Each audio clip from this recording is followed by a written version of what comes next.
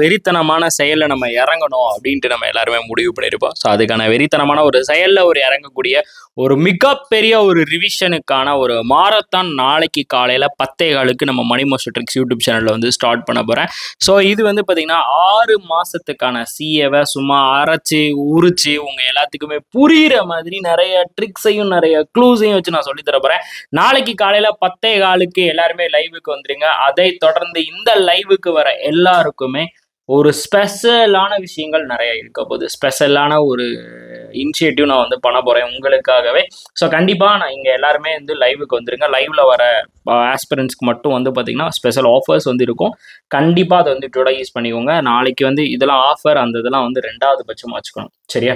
என்னை பொறுத்தவரை நான் இது வரைக்கும் இந்த மாதிரி சொன்னதே கிடையாது. ஃபர்ஸ்ட் டைம் நான் சொல்றேன். பிகாஸ் உங்களுக்கு ஒரு இனிஷியேட்டிவ் நான் பண்ணணும்னு முடிவு பண்ணியிருக்கேன். அந்த நோக்கத்துக்காக தான் நான் சொல்றேன். இல்லைனா இந்த வார்த்தையை நான் யூஸ் பண்ண மாட்டேன். பிகாஸ் மாரத்தான் என்னோட மாரத்தான் பெஸ்ட் மாரத்தான்.